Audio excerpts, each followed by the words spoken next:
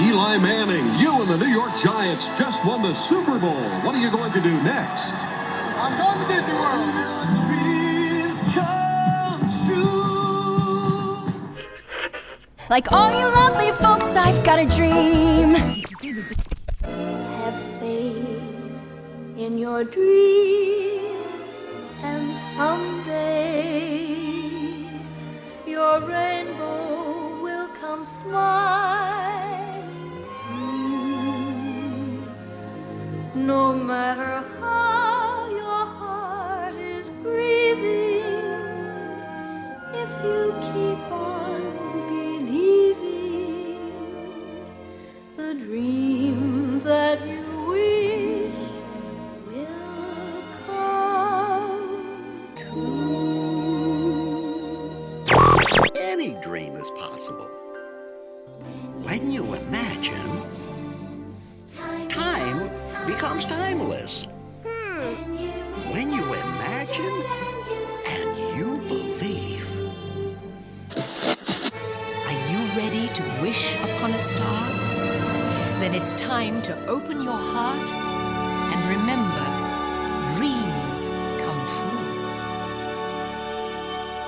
true. WDW Radio, your information station.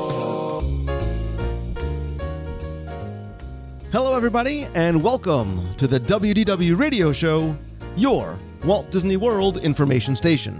I am your host, Lou Mangello, and this is show number 260 for the week of February 5th, 2012. I'll open up the inbox this week and answer more of your Walt Disney World vacation planning and trivia questions, including the Royal Rooms at Port Orleans, the Fantasmic Dinner Package, the Adventureland Veranda Restaurant, a Walt Disney biography movie, old Walt Disney World radio stations, dining plan for breakfast, the Disney Cruise Line, and of course, dining at Disney. I'll have more information about our WDW Radio 5th anniversary celebration taking place this Saturday, February 11th, both online and at Walt Disney World, before I play more of your voicemails at the end of the show. So sit back, relax, and enjoy this week's episode of the WDW Radio Show.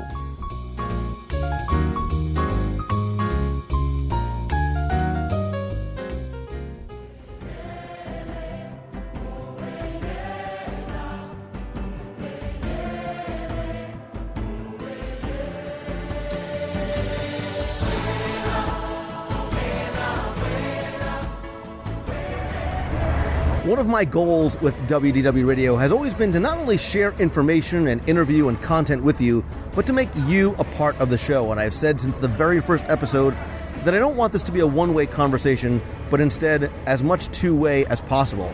I want to make you feel as though that you're sitting around the table with some friends, listening to and talking about Walt Disney World. And even more so, I want to hear from you. I love getting your questions, whether it's about vacation planning or obscure Walt Disney World trivia, whatever it might be, to make you an integral part of the show. And once again this week, it's time to open up the inbox.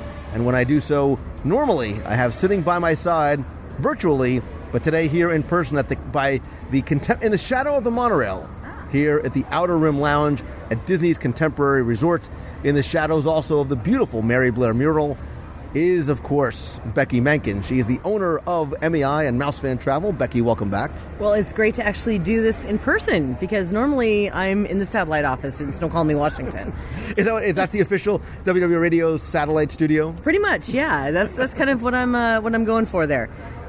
Well, it is great to do it in person, too, and I love, again, I like picking this place because there is something about having that monorail passing overhead that, even having been here hundreds and hundreds of times, it still sort of evokes nostalgic memories of being here as a kid, and there's just something really cool about a monorail going through a hotel. And, of course, having a monorail scenery and a green beverage also helps as well. Yeah, you're really at home here, not because it's the monorail and Mary Blair and all the history of the Grand Canyon Concourse, but because you have a sunken treasure and you're sitting in a bar. Yeah.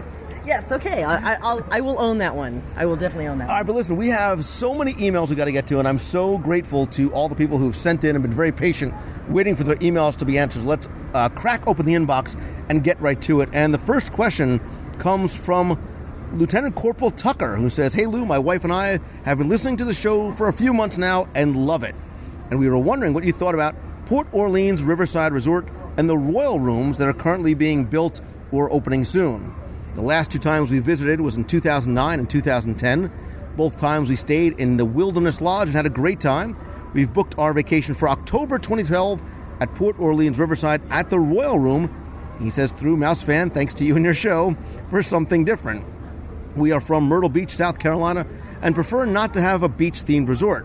My wife is a teacher and I'm a police officer, which I've heard that the Swan and Dolphin resorts give a discount to, but we didn't choose them due to the hopes of the dining plan. Any words of advice or suggestions would be very much appreciated." Well, first... Yes? Well, first, let's talk about your choice of resort. We've talked about Port Orleans is my favorite of the moderate class resorts. Certainly with the new Royal Rooms, which are opening, it really adds a whole nother level to your Disney vacation. Becky, you know, we're very big proponents, obviously, of staying on property. We sort of feel that magic begins when you hit Magical Express and then you get to your room. And even more so with the themed resorts, especially the Royal Rooms, which we had a chance to see preview rooms, a year or so ago. Those are going to be really special because they're not just themed like the Pirate Rooms or the Nemo Rooms, but it sort of makes it kind of a moderate plus. It was incredible. I remember when we first walked into that room, to the one that they had on display to show us what it was going to be like. The room was the colors were so rich. It felt a little more opulent than we had seen in moderate resorts before. It really is a great experience. And of course, you're looking for that little Disney extra magic that's thrown in. And the Royal Rooms definitely offer that because it has the little story that goes along with it as well. But of course, I have to throw in there, thanks for booking with us. It's really cool. Thank you. But one of the things I know that he's hoping for is for the dining plan. Most likely, he's probably talking about the addition of the dining plan, the free dining plan, which of course happens normally during that time period. Now, of course, I am going to emphasize these words like if and possible and so on, because if Disney history repeats itself, free dining may show up again for October 2012, but there are never any guarantees. But of course, because when you book through many of the companies, not just us, but again, thank you for booking with us. But many of the the Disney specialty companies will apply the code free of charge and get you those discounts as they come out. So I'm sure that you may get, if not free dining, there's probably going to be another offer that comes out for during that time period. But you're looking at all of the comparisons. I don't think you're going to go wrong with the Royal Room because you're going to get a little of everything. You're going to get the Disney magic, being on property, and that really is a special experience. Yeah, and this idea of these storybook rooms actually goes back a couple years to 2009 when Caribbean Beach started with the pirate themed rooms, and they were very, very well received. Again, they also started having Nemo-themed rooms. Of course, with the Disney's Art of Animation Resort, that entire resort is going to be themed towards those Disney films. But you mentioned the idea of the story, and this is what I love about what Disney and Imagineering are doing, is they are putting their fingerprint all over this. They are putting their touches on by having a backstory. Like there's a backstory to everything else that you see. And the story behind the Royal Rooms is that Princess Tiana, obviously from Princess and the Frog, invited some of her royal friends for a little vacation, a little girls' getaway. And guys getaway. And I mean separate rooms with the girls and guys getaway. So Belle and Jasmine and some of the other princesses brought along a few of their treasures with them because that's how they roll. That's how they need to travel. And so you'll find a bench sort of in the shape of Sultan the Dog from Aladdin, the bench from Beauty and the Beast, faucets. I think the bench is shaped like something from Beauty and the Beast. The dog from Beauty and the Beast, and the faucets are shaped like Aladdin's lamp. That's what it was. And obviously, Port Orleans fits in perfectly because Princess and the Frog set in New Orleans. And we've talked about this on newscasts and the shows before.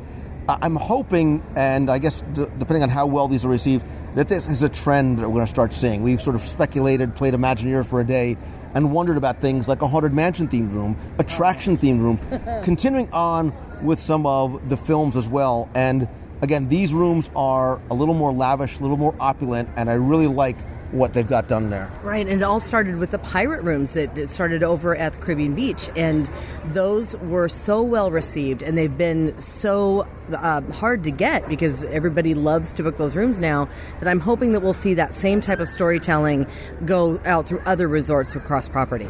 And without spoiling it for them, for those people who are going to be staying there, including Officer Tucker, when he walks in, there's going to be a few surprises there as well, too. Things that you can see, things you can touch, things you can hear as well. I am being nice because I want to get them excited because of what it's sort of another, again, it's that layer of the onion that we talk about when we talk about the theme parks. Again, I think you're going to start to see it in the rooms as well. There's going to be 512 of the new Royal rooms, so unlike the pirate rooms where there was relatively few, there's going to be a lot. So supply and demand seems to have already started to dictate that they've transformed a lot of rooms there. I would love to hear what your thoughts are after you've had a chance to stay there, or anybody else who's had a chance to stay in the Royal rooms, excuse me, your thoughts of it as well. Hector Leon Cartagena, and I'm sure I butchered his last name, says, "Hey Lou, I was wondering about the Fantasmic dining package, if that's an advantage. I know that you get designated seating. You also get to enter about 30 minutes before everyone else. However, I listened to a podcast that mentions the seating doesn't have necessarily the best views, and I'd love to know your perspective on this. Is it worth it, or should I just wait in line?" Becky, before I give my opinion, I'd love to hear your thoughts on this as well. By the way, Fantasmic is that big show at the end of Hollywood Studios. Okay, hold on. I have debated this with many people because personally it's really a personal preference. For me, it's waiting in line versus being off center and off to the side, because if you're stage left, that's usually where the area is, or if you're looking at the stage on the right hand side of the stage is where they usually seat you for the dining packages. And I personally am fine with the view. While it's not direct center, you might miss some of the stuff on the side. It's nothing that's going to take away from the show, in my opinion. I personally would like to go enjoy a meal, leisurely go to the place where I get to get into the line for the dining packages to be seated, walk in casually, enjoy my time in the park, and then enjoy the show. There are others who believe that the seating isn't worth it, just stand in line, but personally, again, personal preference, I prefer to not wait in line for an hour or an hour and a half or sometimes 2 hours when it's a little heavier to have a seat. I would much rather go the dining package. And if you can quickly explain how this package works, there are a number of different packages where if you choose to dine at some place like the Brown Derby or Hollywood and Vine, sit-down restaurants, you can pay a premium flat rate price, and that will give you admission, that sort of guaranteed admission to Fantasmic without having to wait on the general line. I think the question really goes into how good of a value is it? You know, dollar for dollar, does it make sense? And I guess that's how you have to weigh, is that additional premium on that meal worth it for you? And again, I think that is to a certain degree a personal preference. And I think, Becky, it's less about where you're sitting because, again, to a certain degree, there is no bad seat in the house. I've also gone to Fantasmic without having to wait in that 2-hour line. Sometimes getting there late doesn't necessarily hurt either. My son, he loves Fantasmic. He loves to sit in the front row, and they sort of in that splash zone, and he gets up there and he's conducting and doing his thing, and sometimes you can get those front row seats because you may get a little wet without having to wait in such a long line.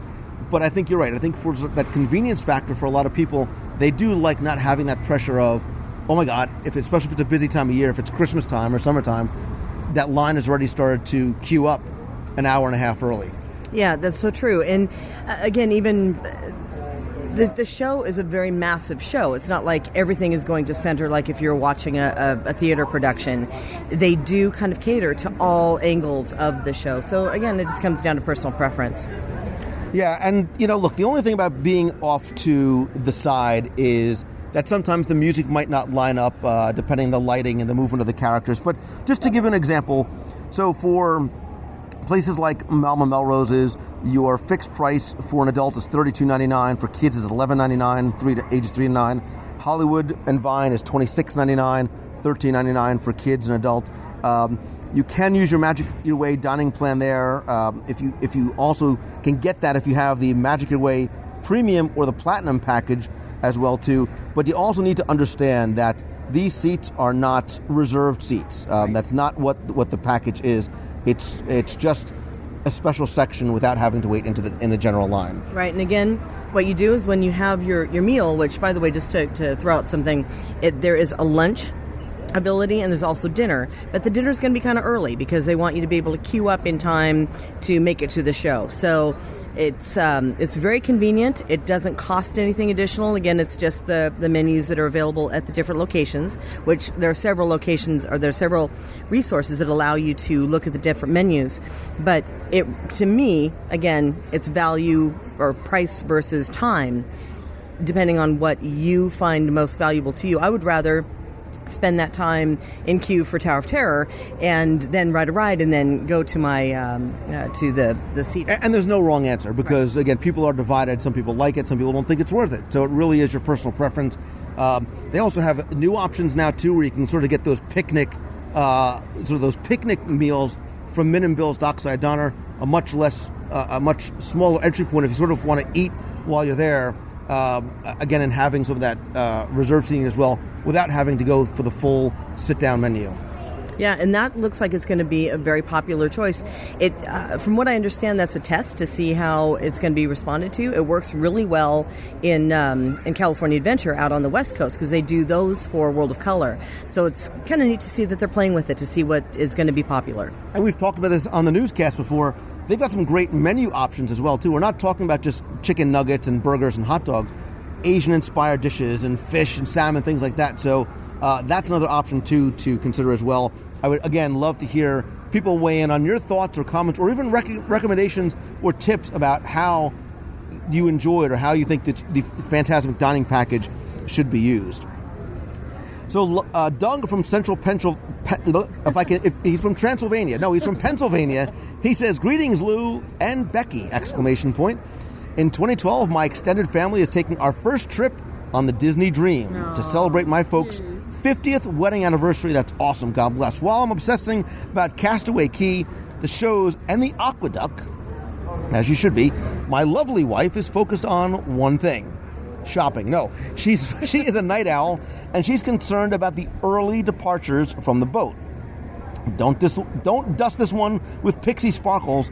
He says in bold, "How rough is it getting off the boat on the last day of the cruise? Thanks for all you do." And that's Doug from Geek Acres. I'm going to let you answer this, but I'm going to answer, how rough is it getting off the boat on the last day? Whether you got off the boat at 6 o'clock in the morning or 11 o'clock at night, it's awful because you're getting off the Disney Dream. So unless you're going to Walt Disney World by helicopter, it's always bad when you have to finally get off the ship. But as far as the process itself, Becky, we got off the Disney Dream actually twice last year. Exactly, a couple of times or three. But one thing I want to also throw out is that on the Disney Dream, the different ports of call dictate what time you can get off the ship and so forth. So we're specifically talking to Port Canaveral at this point. And the process, when you compare it to other cruise lines, if you've ever cruised before, is very smooth. It is a very smooth process. You basically get up, you pack your bags, or your bags are already packed, but you pick up your bags, you go down to breakfast, and you depart the ship. So here's the key. If you have main dining at night, you're going to have an early breakfast. It might be a little bit early. It's going to run about 6:30 to 6:45 to go to breakfast. So yeah, that can be a little on the early side. If you have late dining, then you can go about an hour later. So the times are variable. They do change depending on the sailing, etc. But they ask everyone to be out of their staterooms by 8 o'clock so they can get the ship ready for the guests. And they're asking everybody to clear the ship by 9 a.m. So if you happen to have main dining, you don't want to do that 6:30 a.m. breakfast start, you can also go up to the Cove Cafe and grab coffee and pastries and so forth. But they're going to ask everyone to disembark by 9. And yeah, if you're a late night person, I'm a late night person, that's a rough day. Because you got to get up, you got to get yourself together, you've got to get off the ship, you got to go through customs, and then you got to find your transportation. But all in all, when compared to other cruise lines and other ports of call, this really is a very smooth process. Doug, I got 2 words for you. All-nighter. No. What I would suggest, suggestions I would make, right, is to book a back-to-back cruise and just never get off. I think I agree. I think the process is very fluid. You may go down to the atrium and it may look like there's a ton of people waiting to go off the ship at the same time, but once those doors open, it is very smooth. Getting your bags through customs, also a very smooth process. They have a huge terminal in there where you can sort of get your bags and get out pretty quickly. What I would suggest is one of two things. Either get there very early or let that mad rush of people that's waiting for the door to open get through. You can relax a little bit. You can sort of take some time, have breakfast. Even if you are on main dining, I'm sure it wouldn't be too awful if you waited a little longer and sort of sauntered through and had a little bit of a later breakfast while you wait for the ship to clear a little bit. Something that we did, and you may want to think about too, is the night before, getting some cereal, bananas, bars, whatever it may be, so you have them in your room. And this way, if you want to sort of get yourself ready and not have to worry about rushing down to breakfast, especially if you have kids, you can give them something to eat without having to worry about wait online, and then sort of make your way off the ship. But again, you're right, by 8 o'clock, you do need to get off. But I wouldn't worry too much about being at breakfast at 6:15. Right, and another thing too that a lot of people don't realize is you might look down in the atrium and everything might look like it's totally stopped. But what's actually happening is as they let off a certain number of people into the terminal, they will stop people from leaving the ship because they want those people to clear, so it's not one big line. So the moment that they open up to the next group to go, it goes really fast. So it's a little deceiving when you see the big long lines of people. It does go relatively quickly. And when you get in there and see this sea of baggage in there, don't get nervous either, because they do a great job with sort of having the different characters on the tags. There's little sections where you'll go and you'll find your luggage and you get off and get through customs very, very quickly. My best advice for that really is if you're leaving to go to the airport that day, make sure that your flight is, say, after 1 p.m. so that you've got plenty of time, so that you got that disembarkation process is nice and relaxed, so you're not in a hurry or stressed thinking you might miss your flight. Just make your flight for after 1 o'clock, go slowly, enjoy the breakfast in the morning, and then go through the process. But again, yeah, that early morning stuff, like you said, grab some stuff, have it in the room. Forget the flight. The best advice, dog, is to maybe book a day or two at Walt Disney World, a little land and sea action. So you've got the excitement of the cruise, you've done the aqueduct, you've vacationed with your family, and now maybe you want to take a couple of days in the parks or you don't have to even go to the parks. Just sort of relaxing into a little vacation after the vacation, and then you can sort of make your way home. So Mike writes in and says, "Hey Lou, love the show. An old college program alum. I have a couple of questions that have been bothering me for a few years, and I thought you might be the guy to shed some light on them. I hope I don't disappoint. One of my 2 semesters there, I worked as a custodian in Adventureland and Frontierland. When I worked there, the cast members came up from the utilidors into the alcove just past the Dole Whip stand," and he says it's the stickiest trash cans by far. "On the right, past the Dole stand, is a large terrace and what it looks like it used to be a queue line for something. Also, there was an area that at the time was a smoking area with another shaded terrace right next to the Dole Whip stand." So sort of picture this in your mind's eye. If you're looking at Aloha Isle, I think he's talking about the area to the right. "These 2 vacant areas combined with the trees on the waterway just over the bridge on the right always had me theorizing that this was an attraction that was planned and never came to fruition. Was there ever anything that might count as an attraction? Were there ever any plans to have an attraction there? Also, while I was working there, I saw some utilities, gas and electric, in the process of getting installed in the backstage area between Pirates and where the 3 o'clock parade assembles at the parade buildings. Were there any juicy rumors out there of an attraction to fill the space between those areas? Or maybe they were just prospecting. Thanks again for the great podcast, Mike." So, Mike, I have some good news and I've got some bad news. Well, no, it's all good news, because you asked if there was ever anything there that might count as an attraction, and to that I say yes, because food is, of course, an attraction in Walt Disney World. And the area that I think that you're referring to, just past the Adventureland Bridge as you're coming from the hub, on that right-hand side, was the old home of the Adventureland veranda. That entrance was directly across from Bawana Bob's. That was the Adventureland veranda. You can sort of see that red tiled roof there, and it does look as though it has a very sort of exotic feel to it. It's actually one of the few buildings, Becky, that's built full size. It does not use forced perspective for a variety of reasons, normally to hide something behind it, like Liberty Square. But it actually opened with Walt Disney World in 1971. It was a dining location that had hot sandwiches, chicken, things like that. When Kiko Man took over in 1977, they're the soy sauce people. They created an interesting menu that had a lot of things like teriyaki hamburgers with pineapple rings. They had French fries with raisins on the side, sweet and sour hot dogs, some other, Asian-inspired dishes. They had stir fry there as well, and it really had sort of a very Polynesian-themed feel to it.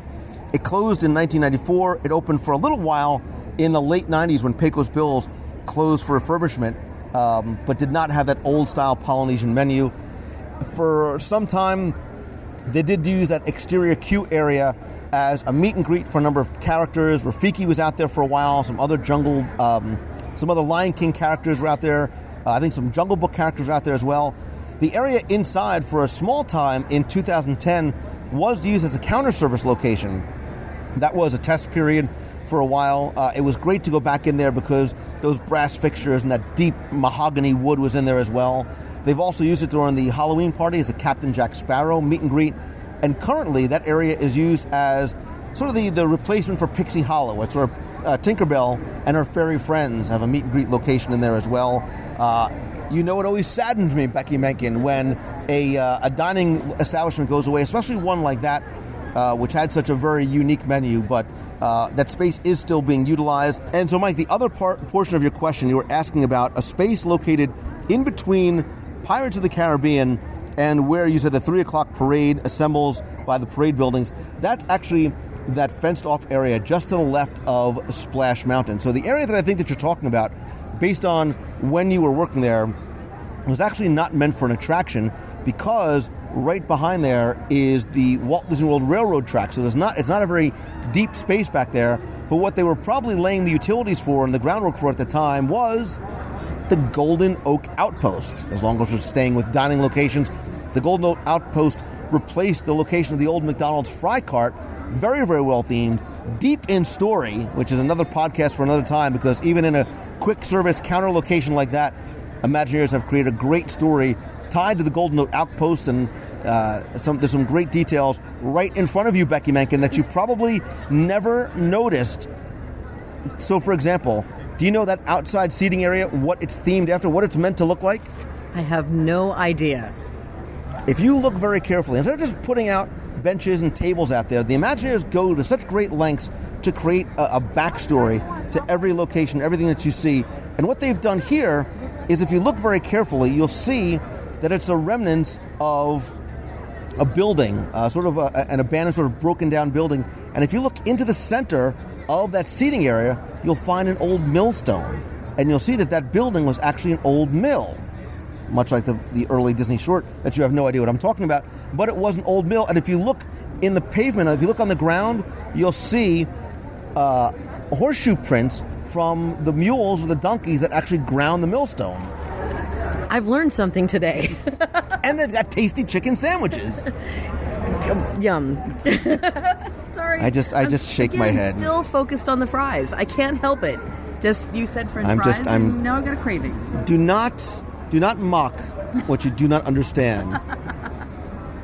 A teriyaki burger with pineapple? Tastes that don't go together.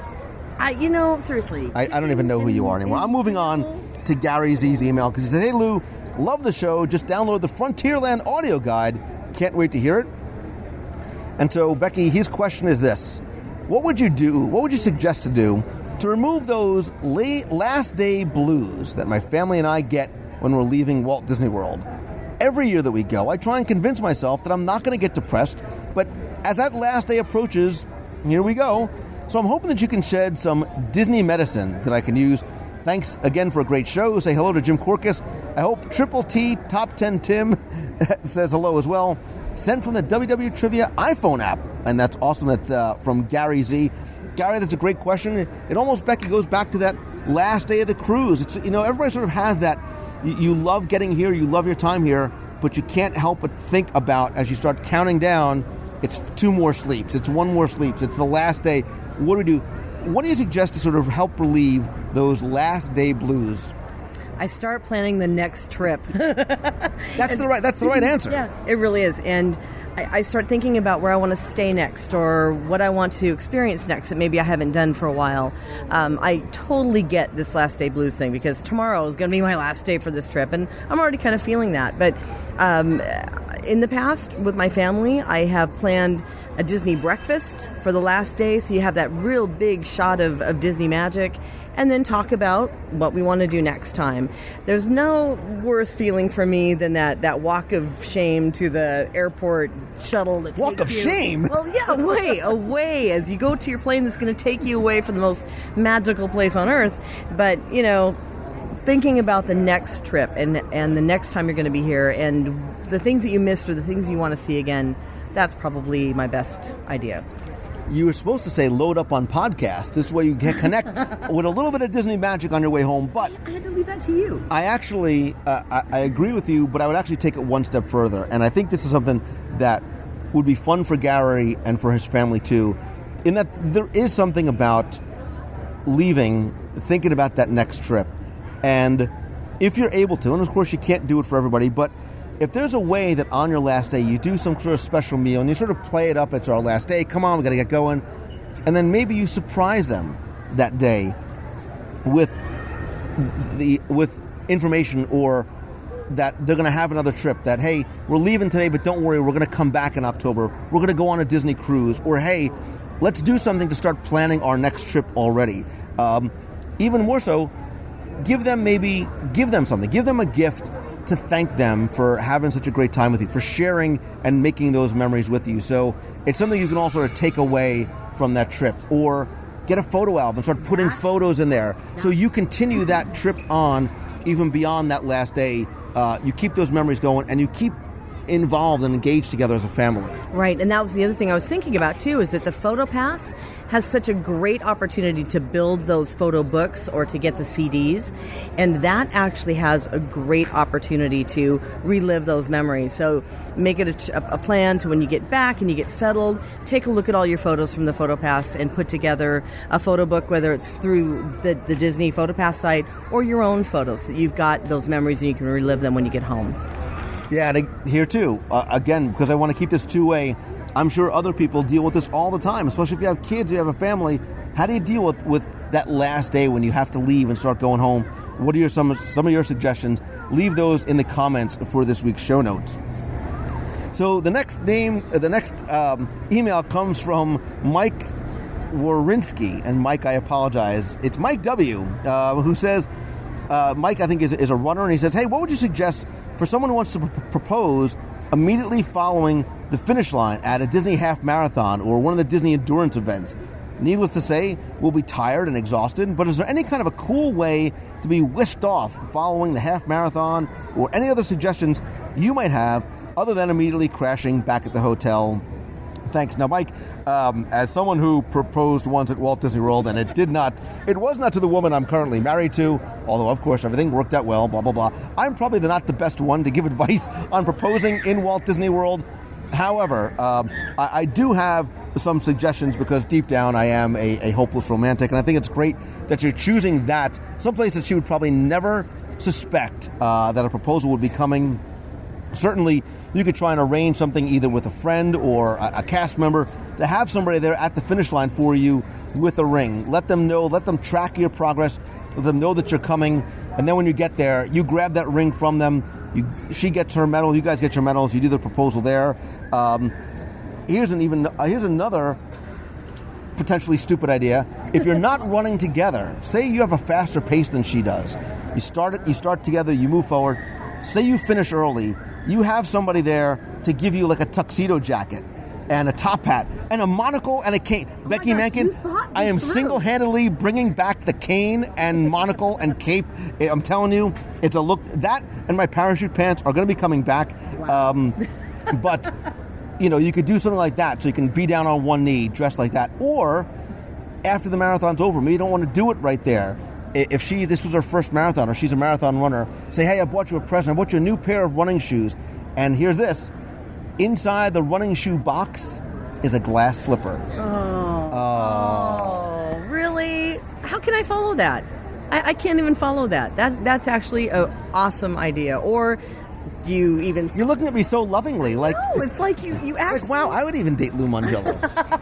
Well, we wouldn't go that far, but that's actually a really, really good idea, and it's very romantic, and the glass slipper idea is wonderful. And if you had some sort of tie, because when you're first reading this, I'm thinking, if he's carrying the ring, that could be bad, Yeah, no. 13 miles with a ring attached to you somewhere is not a good idea, but if you had someone waiting for you, you time it right, there's a lot of good possibilities there, so the glass slipper idea is priceless. And I'd love to know, Mike, what you eventually came up with, and more importantly, did she say yes? Moving on, Tim Smith says, "Hey Lou, I was wondering here's an interesting question, Becky. I was wondering who you think could play, or who you would want to play, Walt Disney in a biographical film about his life. The creation of Disney Animation Studios, Wed Enterprises, Disneyland, and the covert land purchases of the Walt Disney World property. From a looks-only standpoint, I think Shia LaBeouf could play the young Walt, and Tom Hanks could play the elder Walt. What do you think?" Now, I am not going... I think Tom Hanks is not a bad idea for the older Walt, but I'm going to ask you first, and then I'm going to completely not answer the question and ask the audience. Now, in a way, I could say that, of course, Johnny Depp could play anything, but that's not where I'm going. I actually James Mason? No, I'm thinking Edward Norton. I think From The Honeymooners? From The Honeymoon? No. No, Ed Norton. I think he would be great. And you're Really? you'd be like, no, I know who Ed Norton is. Yeah. Interesting. He's probably not... He's come up and off the radar for a while, too. I do not think Johnny Depp. I think Johnny Depp is played everything else. I don't think Tonto should be Walt Disney.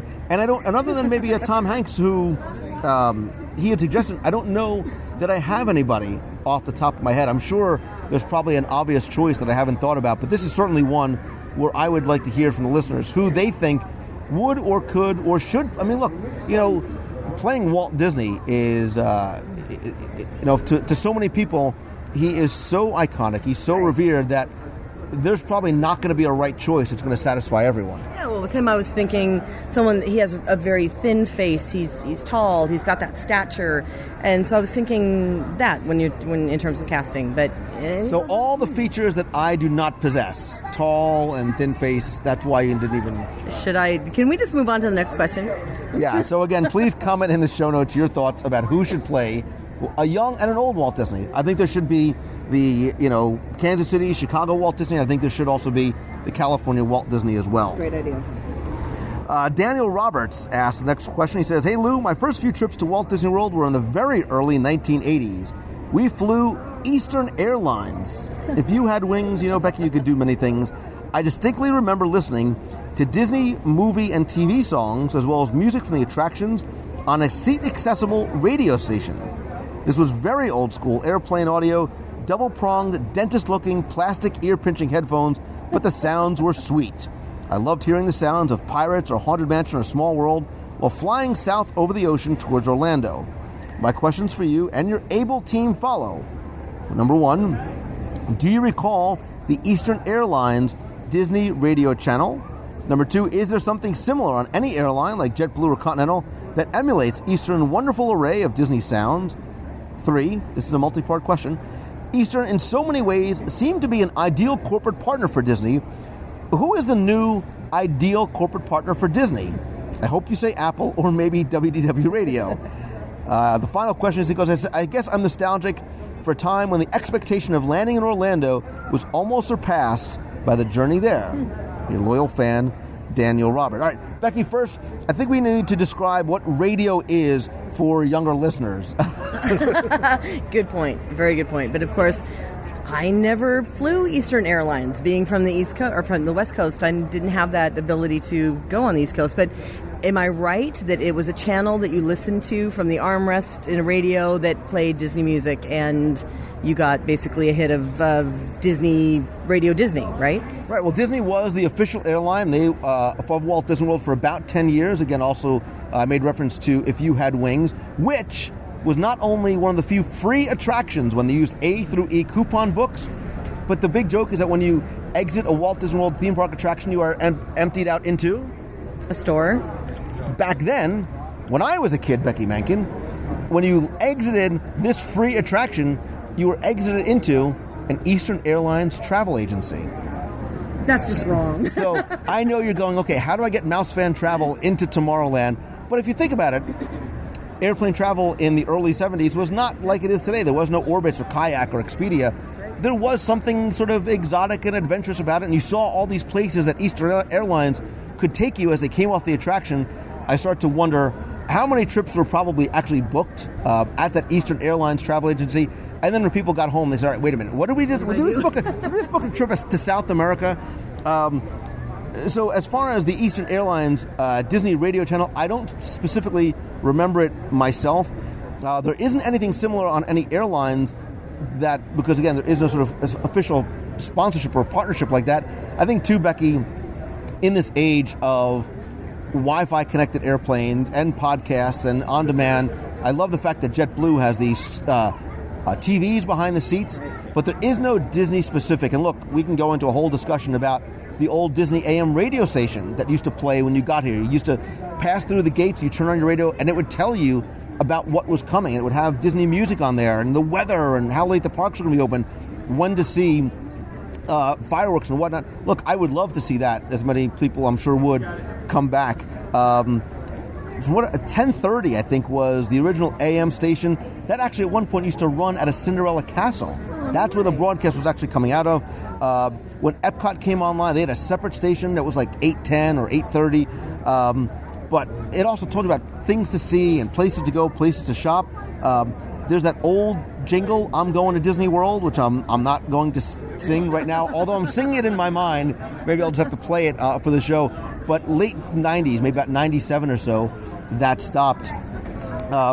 To address your other question about sort of the ideal corporate partner, Apple is my answer. And when I talk to people, when we recapped 2011, I talked about Steve Jobs passing as a potential loss for Disney, because I wondered what may have happened had he lasted 10 years longer. That Apple-Disney relationship was starting to grow, I think, a little bit further.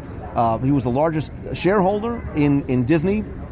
So you wonder how that partnership outlook, because as much as Walt Disney was a storyteller and a forward thinker technology-wise, Steve Jobs was very much like that as well, too. And I think he and Disney would have made a great pair as time would have gone on. Right, I agree. Apple was the one that came up, especially for technology, because I think that's where we're going with Next Gen and other things with Disney. And, however, if I might just suggest something else, only because of a fact. Don't say mousefan.travel. No. .com. I was going to, okay. I was going to actually say Starbucks or Tully's if you live in Washington, because we really need better coffee. That's all I'm saying. 2 words. Yeah. Dunkin' Donuts. They put Dunkin' Donuts in Walt Disney World. I'll never, not that I leave anyway, but I would really never leave. But yeah, I'm not a coffee snob, but man, I do love, America runs on Dunkin', and so should Walt Disney World. Good point. And Daniel, I will just say one thing about your last comment. The idea about the journey being the journey sometimes isn't necessarily better than the destination, but as somebody who drove to Walt Disney World as a kid, every single time we came down, that was very much a part of our Disney experience. That's when it started for us, was when we finally got into the car after going back in and out because we forgot things. But that journey, those times I spent with my family in the car, was absolutely a very important part of my Disney vacation. All right, let's move on to Rebecca Reeves, who's Becky from the UK. God Save the Queen. He says, hi, Lou, and hopefully Becky, I have a food question for you, as I've noticed that you hardly ever talk about food in the parks. Hey, firstly, though, I'd like to say thank you for all that you do for Disney fans, especially those over the pond in the UK who I know love listening to you to get their Disney fix, and you can magically transport people into the parks with a few words and carefully chosen music, or, Becky, in this case, the sounds of the monorail and the blender here at the Outer Rim passing overhead. Anyway, my eagerly anticipated food question is, where in each of the parks can you buy counter service breakfast using Disney Dining Plan credits that count as meals and not snacks? Wow. Okay, and that changes. So the ones that I know of off the top of my head here could change by the time somebody's listening to this, but I know that the Magic Kingdom, Casey's Corner and Main Street Bakery are the two in Magic Kingdom. At Hollywood Studios, is there another one there that I'm missing? Feel free to jump in. At Hollywood Studios, I know Starring Rolls is one of them. But, of course, that's the home of the Butterfinger Cupcake. I just want to throw that out there. At Epcot, I know that Sunshine Seasons is also included for the meal, or the meals, not snacks. Animal Kingdom, I can't think of what... Restaurantosaurus. Okay, I'll buy that. As somebody, I'm an annual pass holder, so I don't use the dining plan. But because Restaurantosaurus does serve more than just muffins and pastries and things like that. Certainly over at, what about things like Tusker House, where they have the character breakfast? I would assume is obviously a meal credit and not a snack credit. Right, but they're looking for the counter service breakfast. So the counter service. Okay, sorry, counter service. So it's not the ones that are the snacks, but the counter service credits that give you the entree and the non-alcoholic beverage, but not the full breakfast. So I can't. Maybe the other one that you're talking about, Restaurantosaurus, but not. Yeah, so I think it's just Restaurantosaurus probably over in Animal Kingdom.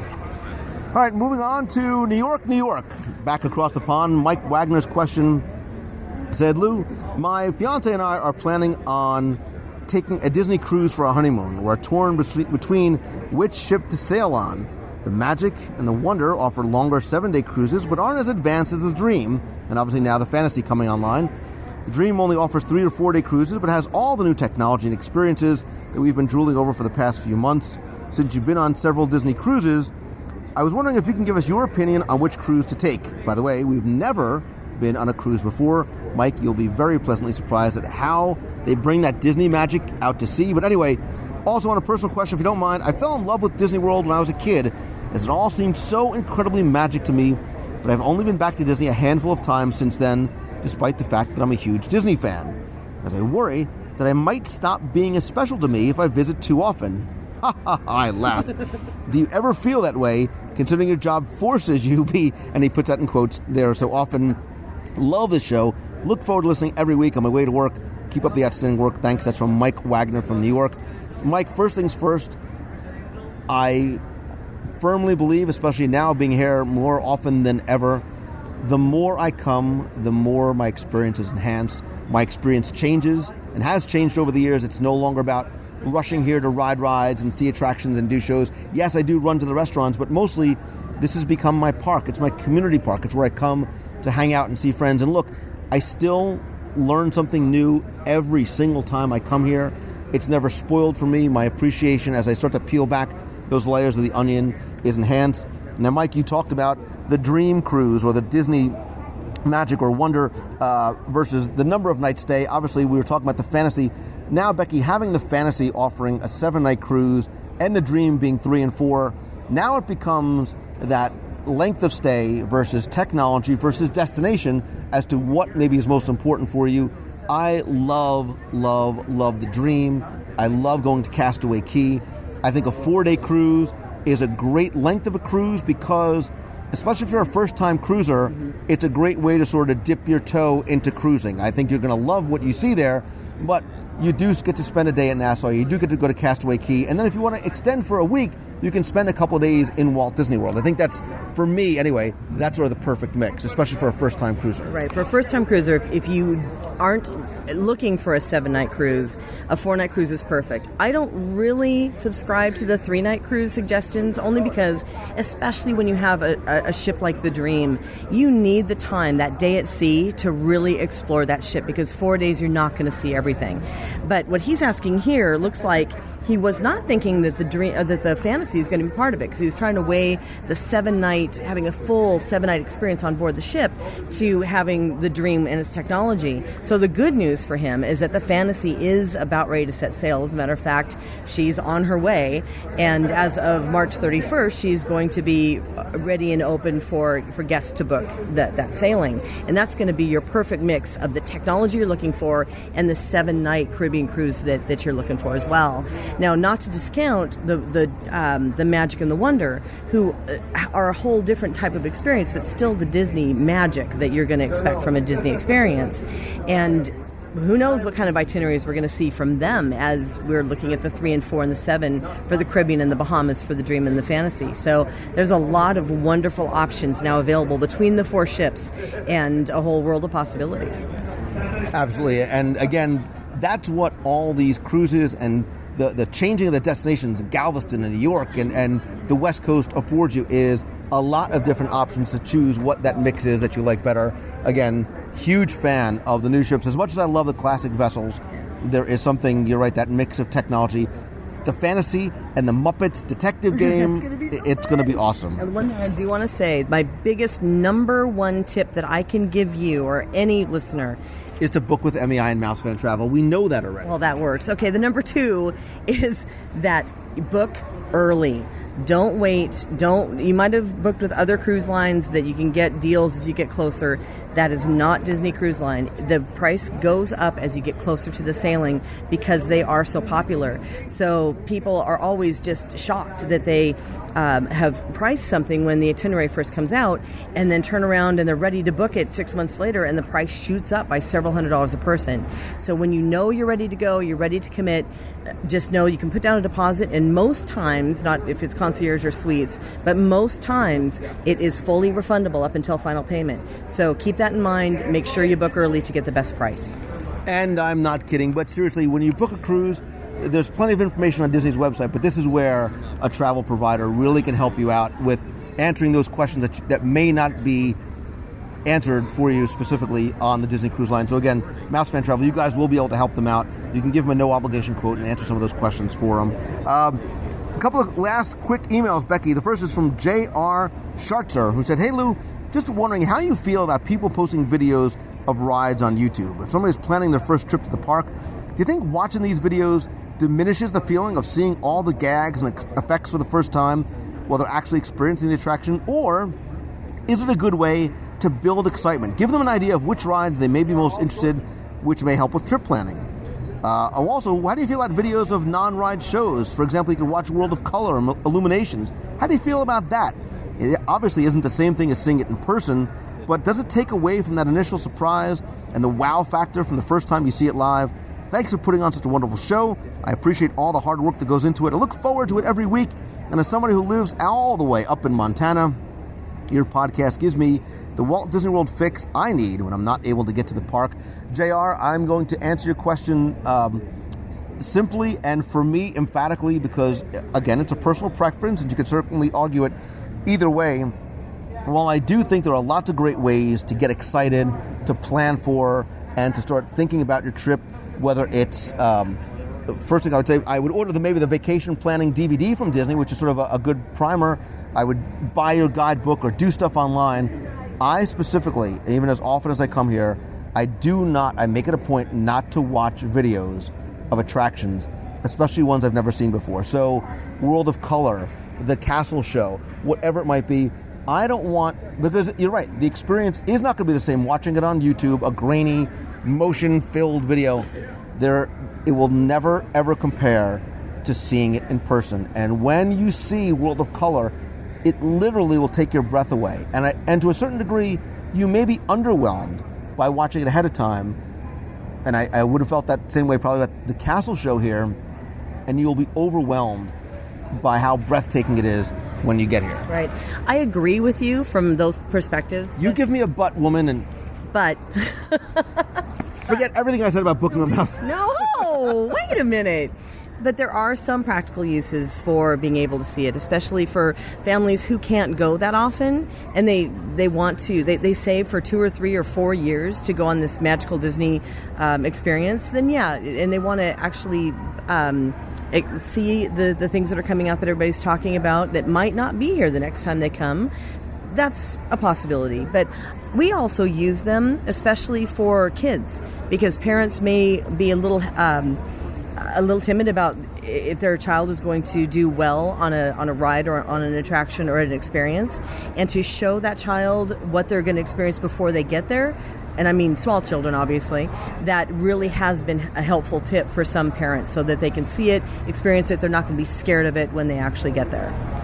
I will tell you, so from a personal point of view, like when I create videos for the show or the site or the iTunes feed, whatever it is, my goal in the videos is not to spoil experience. If anything, it's meant to introduce you to experience and not show you the whole thing. I don't want to take you through everything, but I want to sort of connect you to it. I want to maybe introduce you to something that you may not have seen before, but I don't think I have in the past and probably won't ever sit there and record something new, especially if it's brand new that has come out, and say, this is how I want you to experience it for the first time.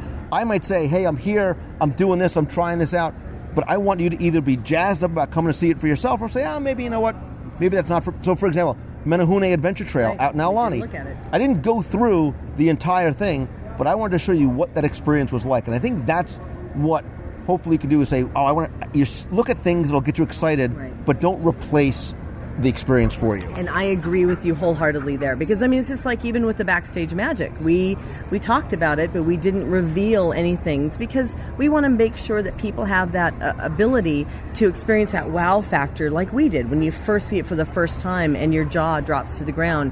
Same thing with some of the attractions, and same things like you said earlier, you're not going to get that really big wow if you're watching it on a small little screen. You need to be there for a lot of these things. So I think that there are uses, but in practical sense, I'm the same as you. I don't want to see it beforehand. It's just like you hear all the Cars Land stuff going on. I don't want to see it. I want to experience it with my own eyes and in my own senses. And again, we're talking about us as adults. We're not talking about children. You know, your kids are starting to get excited. They're getting jazzed up about coming. By all means, let them see videos. If you think they may be scared about something, maybe you can sort of slowly introduce them to it. But we're talking about from an adult perspective. All right, Becky, we're running long. Shocker of all shockers. Let's end off with one more question from my buddy Todd up in Jersey, who says, hey, Lou, I finally have had a reason to step away from the voicemails, and send you an email question. After sitting here listening back to some past episodes, hearing both of you with your strong affinity for dining at the World, I have an opinion question for you both, and no lawyer answer, Lou. Todd dares to ask the question that cannot be answered. Which restaurant is your favorite? But he gives us a choice. Todd English's Blue Zoo at the Dolphin or Remy on the Disney Dream. What puts one over the other for you? Is it the food, the experience, or both? After hearing the gushing reviews for both of these establishments on the show, I am very curious to see whose cuisine reigns supreme. Thanks for everything you do, Todd from Jersey. So, Becky, you were going to question the answer until you heard the second option, because I have a feeling that there is no debate for you. I have a feeling we are going to be on two opposite sides of the spectrum here, because hands down, it's Remy for me. I love Blue Zoo, don't get me wrong, but if I had to choose between one or the other, I would have to go to Remy. That experience, it was the experience. It was walking in and getting that cocktail made for you and having that view and the cheese tray that went on forever and the two dessert courses. I mean, you can't argue with two dessert courses. It's going to pain me to say that experience for experience, meal for meal, Remy on the Dream was far and away the best meal and experience I have ever had. Ever. And I've eaten at Victoria and Albert's. And I will tell you that Blue Zoo changed my life. I wept at Blue Zoo. And Scott and Glenn are sitting here, and they're nodding, and now they're actually walking towards Blue Zoo. So here is the lawyer answer. Oh boy. Because you're not asking about two restaurants in Walt Disney World. So if you say, I'm taking my wife out for our anniversary, where do I go? Do I go to Blue Zoo or do I go to Remy? Because Remy is on a ship, and you need to be on the Disney Dream in order to go there. You're doing the lawyer answer. It is not a lawyer answer. It is the correct answer. Shut up, woman, listen. It is the correct answer because Obviously, Blue Zoo is much more accessible. You don't need to book a cruise to eat at Blue Zoo. Right, but it's not accessible that we're talking about here. It is matching or comparing or choosing between the two for experience and or food. And I gotta say, at Remy, between the experience, the nice, long, tons of course after course after course, and the wine pairings. The wine pairings were incredible. And yes, say things like Alaskan king crab cannoli, remember? Yum. You have all of these wonderful chef-inspired, French-inspired menus, and you have two menus. You can choose one of the chefs, or you can build your own as you go. And everything, the Australian Wagyu, I can never say that correctly, but I just remember how great it was, or the lobster vanilla bisque. Think of these things. Remember how great they were? Come on. And that's why I said that, and of course the company, Remy, that white glove. Look, we said when we were there, we did not feel as though we were on a ship. We felt as though we were sort of transported to France. And the comparison I made at the time was to Palo, because I believe that Palo is a phenomenal Disney version of an Italian restaurant, where I think that Remy is an exceptional, outstanding French restaurant that happens to be on a Disney ship. I did not feel as though I was on the Disney Dream anymore. I felt as though, partially because I was in a suit jacket, but I felt as though I had left that experience, that cruise experience behind. The food, it's not the best cruise food I've ever had. It is the best food I've ever had. Now, that being said, Blue Zoo, I still stand behind as my favorite restaurant. I've gone back again.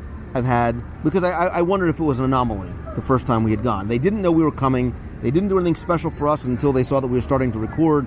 Our server was phenomenal. I've gone back again. I've taken my wife finally, and we've had that same experience. We've had oh my God, I can't believe that they've brought out this, that they're letting us try this. The chef has done this. The food is exceptional. The service is consistently outstanding. I love the environment there. So Blue Zoo still remains my number one recommended restaurant in Walt Disney World. But if I had to take a dining experience versus dining experience, Remy wins hands down. And I would say that as well if you were asking me to compare Remy to Victoria and Albert's.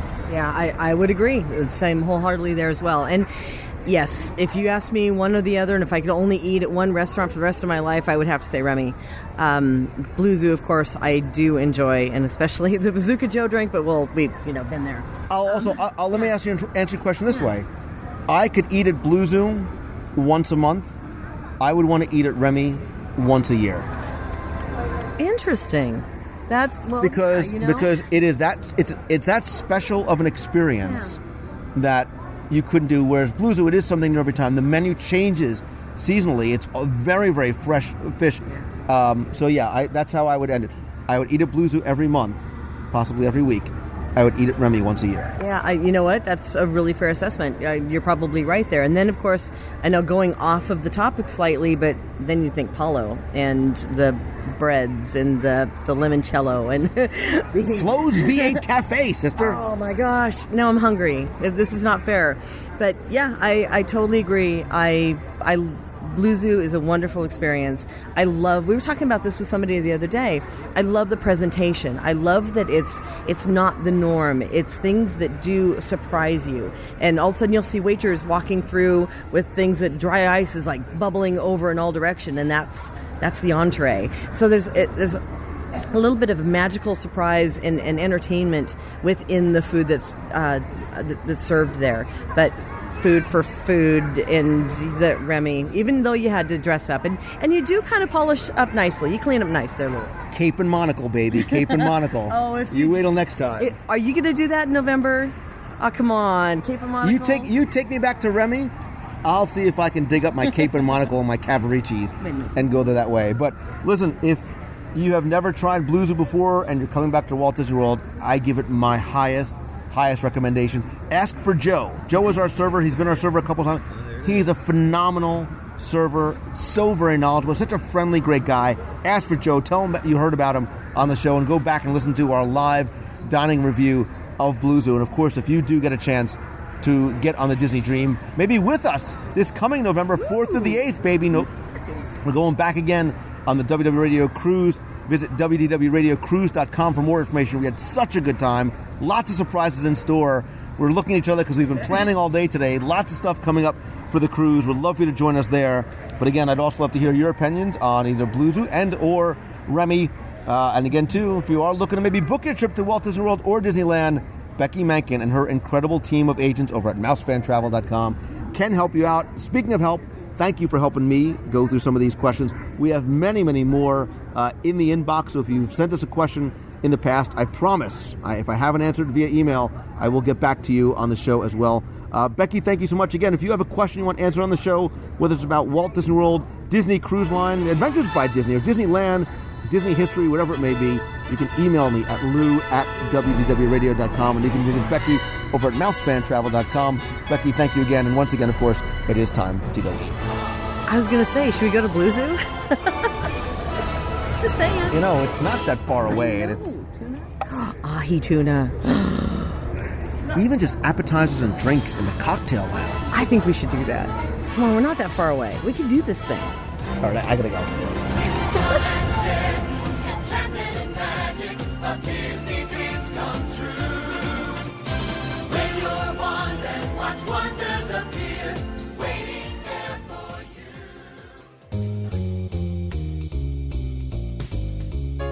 That's going to do it for this week's show. Thanks again for taking the time and tuning in this and every week.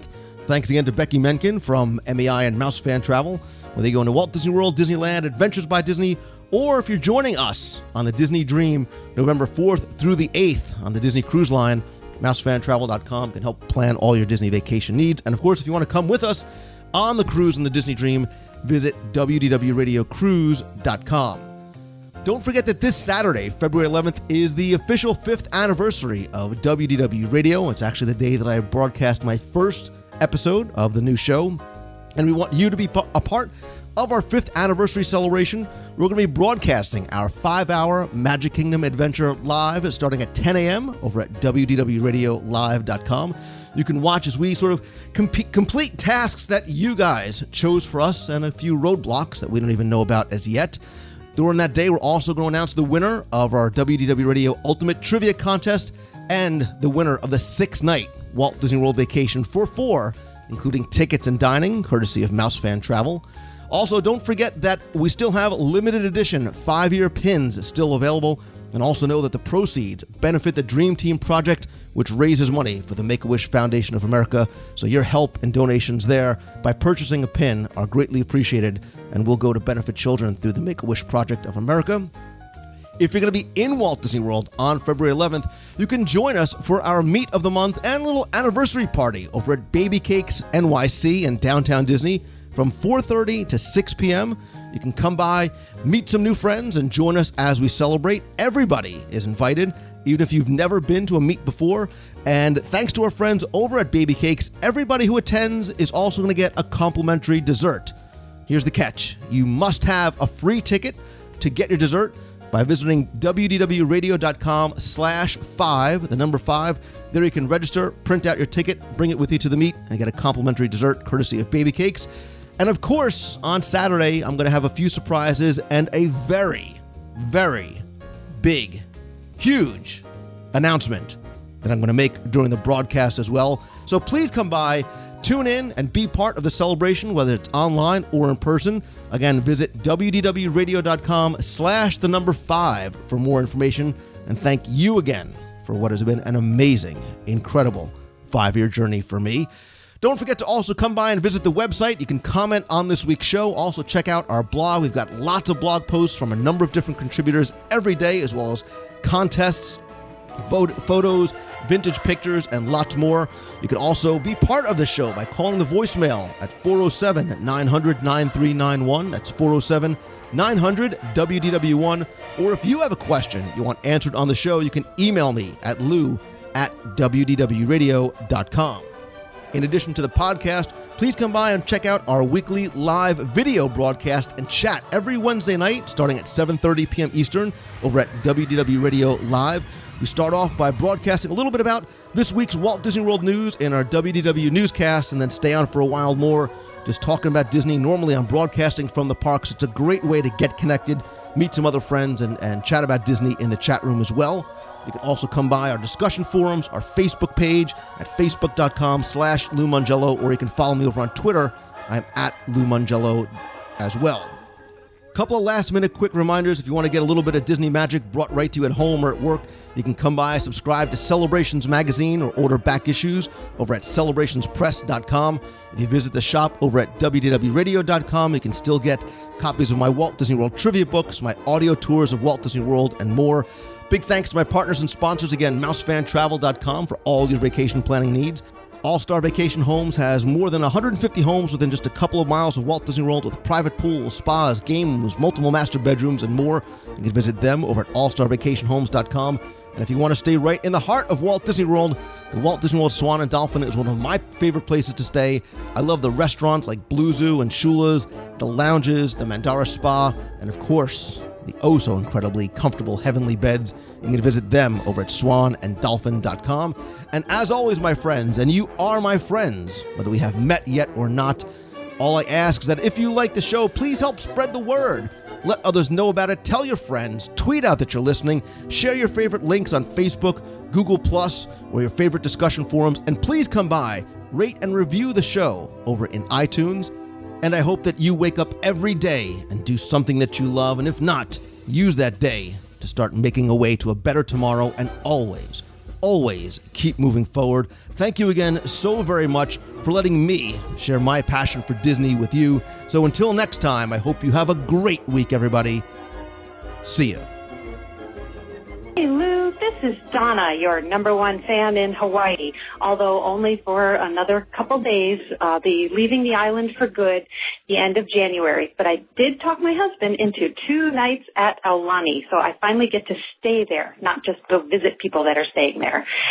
Just calling to let you know I've loved the last couple shows you've done. I thought it was really great that I kind of indirectly made your year in review show when you talked about how much you loved the ahi pokey that I brought you when you were at Aulani. And love the show with Jim Korkis. Everything you do with him is just gold. I love Jim Korkis and love his book and everything about him. The review show that you did for the marathon was really great. It's got me really pumped up for the Princess Half Marathon the end of February when I'll be down in Walt Disney World.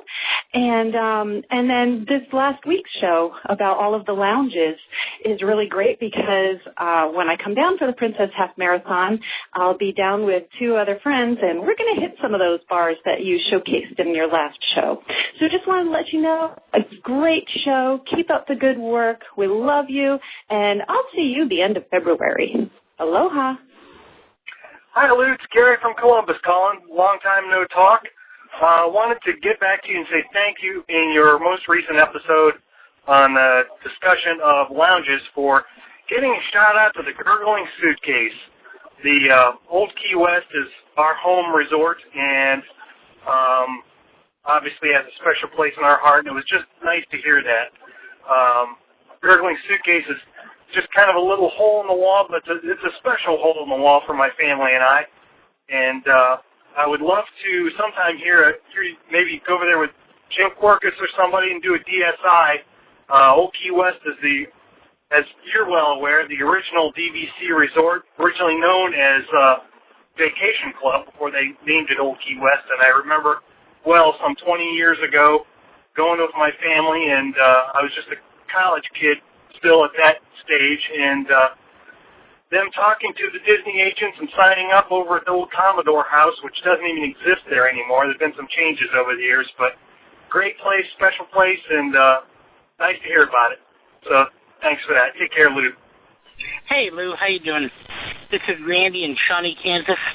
I just want to let you know that I'm actually sitting right in front of the castle at Disneyland, and I just got done making a payment for a visit I'm taking at Disney World in February. I just thought that was going to be kind of cool to make my payment for Disney World as I'm sitting in Disneyland. Anyway, love your show. Have a great day. Thank you very much for everything you do. Bye-bye. Hi, Lou. This is Carl. I just listened to the newest episode that you put up, and the question of a Disney Classic Land came up.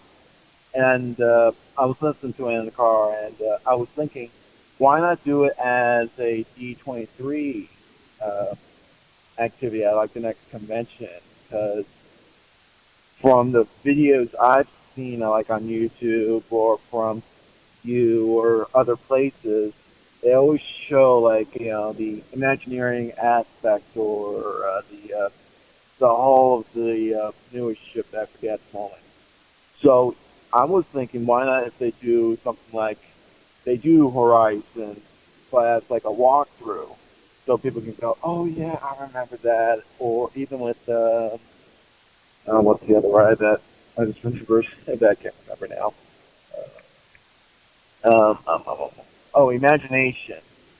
Journey into Imagination. I think that would be great if they did like a walkthrough aspect at the D23 convention, along with like the original Imagine work. So people like maybe like you, me, listeners of WDW Radio or the nostalgic can just go to and just go, yeah, these were the memories, and do it periodically. Not have it every year at D23, or if they do it, have one attraction per convention. Like 1 year it's Imagination, next year it's Horizon, etc., or etc., etc. Just basic stuff like that. I also really do enjoy the show. You help me get through my Disney craves up here in the cold of Massachusetts. All right, I'll talk to you later. Bye. You've got a friend.